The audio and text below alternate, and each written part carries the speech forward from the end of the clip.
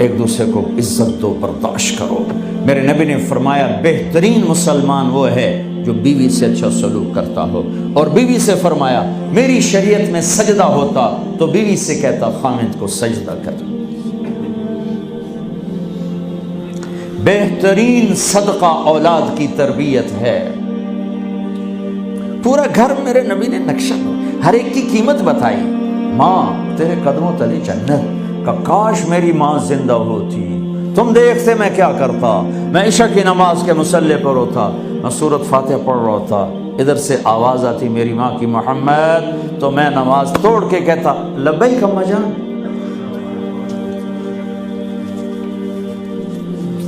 باپ کا تیرے جنت کا دروازہ ہے، باپ تیری جنت کا دروازہ ہے، کھولنا توڑنا نہیں، کھولنا توڑنا نہیں،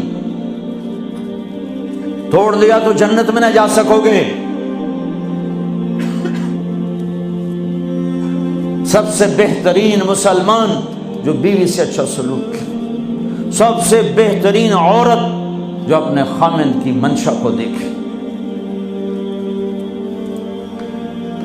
پھر آپ نے ایک عجب بات فرمائی جو معاشرے میں بہت بوجھ بنتا ہے جس کا، ہاں بھائی تمہیں ایسا صدقہ بتاؤں جس سے بڑھ کے کوئی صدقہ نہیں، تمہیں ایسا صدقہ بتاؤں جس سے بڑھ کے کوئی صدقہ نہیں۔ انہوں نے کہا جی کیا؟ کہا الابنۃ المردودہ، جس کی بیٹی کو طلاق ہو گئی یا بیوہ ہو گئی اور گھر واپس آ گئی ماں باپ کے، یا ماں باپ نہیں ہے تو بھائی ہیں، وہ ایک بوجھ بنتی ہے ماں باپ پر بھی، اور بھائی تو ویسے ہی باغی ہو جاتے ہیں۔ میرے نبی نے فرمایا اس بچی پہ خرچ کرنا کائنات کا سب سے افضل صدقہ ہے۔ گھر، ایک گھر کیسے چلتا ہے؟ ہمارے ہاں پنجاب، سندھ، بلوچستان سرحد میں بہنوں کو وراثت میں کوئی حصہ نہیں ملتا، سب بھائی کھا جاتے ہیں۔ میرے نبی نے فرمایا جس کو اللہ نے 2 بہنیں دیں اس نے ان کا حق ادا کیا، شادی کی حق ادا کیا۔ ماں باپ کی وراثت میں سے ہوتا ہے، اگر میں نے کوئی خود کمایا ہے اس میں بہنوں کا حق نہیں، ماں باپ سے اگر 1 روپیہ بھی آیا ہے تقسیم کیا جائے گا۔ جس نے بہنوں کا حق ادا کیا، شادی کی حق ادا کیا، اس پہ جنت واجب ہو گئی۔ جس کو اللہ نے 3 بیٹیاں دی، اس نے ان کی ڈولی اٹھائی، وہ جنت میں میرے ساتھ یوں ہوگا۔ ایک بولے اگر 2 ہوں، کہ جس نے 2 بیٹیوں کی شادی کی وہ بھی ایسے ہوگا۔ اللہ بھلا کرے۔ ایک صحابی کا کہ جس کی 1 ہو، کہ جس کی 1 ہے، اگر اس نے اس کو عزت سے رخصت کیا تو وہ بھی میرے ساتھ ایسے ہی ہوگا۔ پھر کئی بچیوں کو طلاق پڑی ہے کہ اس کو بیٹا نہیں ہوتا۔ یہاں آنے سے پہلے کا واقعہ، پنڈی سے بچی رو رو برا حال اس کا، میں تو فون سنتا ہی نہیں ہوں ایسے کہ میرا تو کلیجہ پھٹ گیا ہے۔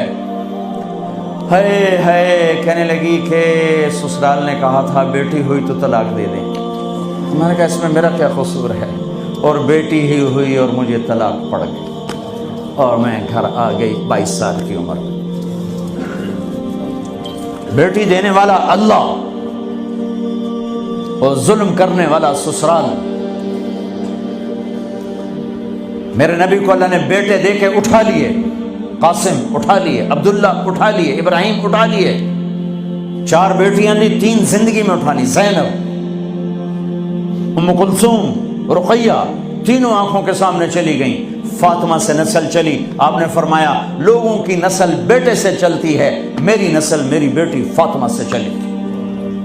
اس لعنت کو دھویا۔ عورت کا کیا قصور ہے اگر اس بیچاری کو بچیاں ہو رہی؟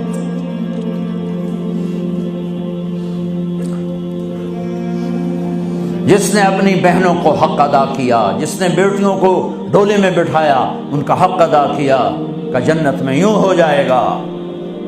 بہنوں کو دینا اتنا ضروری ہے، حرام ہو جاتی ہے روٹی۔ میں نے مولانا جمشید صاحب میرے استاد ہیں، میں نے ان سے تفسیر پڑھی۔ میں ایک دن شہد کی بوتل لے کر گیا، پرانی بات ہے 76-77۔ میں نے کہا حضرت یہ ہدیہ ہے۔ فرمایا کہاں سے لائے ہو؟ کہ میرے اپنے باپ کا۔ فرمایا تیرے باپ نے اپنی بہنوں کو، تیرے باپ نے اپنی بہن یعنی میری پھوپھیوں کو، تیرے باپ نے اپنی بہنوں کو زمین میں سے حصہ دیا تھا؟ یہ سوال کیوں کیا؟ 10 روپے کی شہد کی بوتل تھی اس وقت، کہ اگر دیا تھا تو یہ میں لے لوں گا، اگر نہیں دیا تو پھر یہ حرام ہے، میں نہیں لوں گا، یہ مطلب تھا۔